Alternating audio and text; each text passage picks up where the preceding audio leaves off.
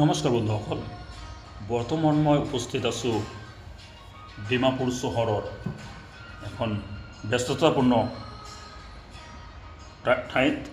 ঠাইডোখৰ হ'ল city tower.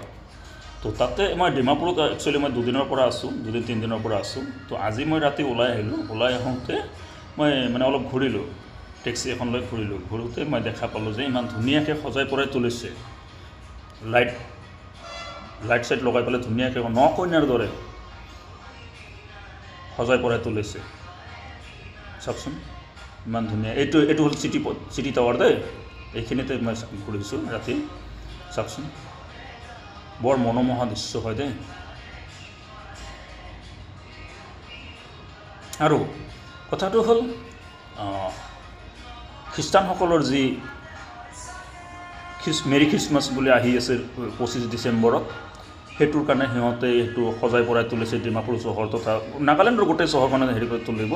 যিটো মই যোৱা বছৰ মকৰচঙত গৈছিলোঁ, মকৰচঙৰ কিছুমান ভিডিঅ' দিছিলোঁ, আৰু এইবছৰ ডিমাপুৰত আছোঁ, ডিমাপুৰ কিছুমান দিছিলোঁ। যদিও এতিয়া মই বহুত সোনকালে আহিলোঁ, কাৰণ কামৰ কাৰণে সোনকালে আহিব লগা হ'ল।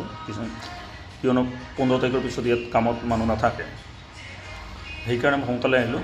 আৰু এটা কথা, দ্বিতীয় কথাটো হ'ল যে যোৱা 1 ডিচেম্বৰৰ পৰা 10 ডিচেম্বৰলৈকে কহিমাত হৰ্ণবিল চলি আছে, হৰ্ণবিল ফেষ্টিভেল। তো আপোনালোকে আহিব পাৰে। আপুনি গুৱাহাটীৰ পৰা আহিব বিচাৰিলে গুৱাহাটীৰ পৰা ৰাতি ট্ৰেইন দুখন আছে। এখন হ'ল 8:50 আৰু এখন আছে 11:50। তো আহি পেলাই আপুনি ডিমাপুৰ ষ্টেচনত নামি পেলাই আপুনি বাহিৰত টেক্সিৰ কাৰণে ৰৈ থাকে, মানুহ আপোনাৰ কাৰণে পেচেঞ্জাৰৰ কাৰণে ৰৈ থাকে। আহিব, তাৰ পৰা 450 টকা লয় টেক্সি ISBT-লৈকে। ISBT-ৰ পৰা আপুনি আকৌ তাৰ পৰা 100 টকা লয়, বা ডাইৰেক্ট আপুনি হায়াৰ কৰি পেলাই হৰ্ণবিল য'ত চলি আছে তাতে গৈ আপুনি যাব পাৰে, এনজয় কৰিব পাৰে।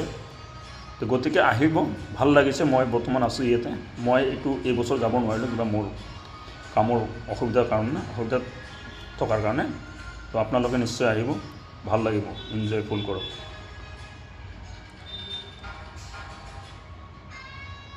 ধন্যবাদ।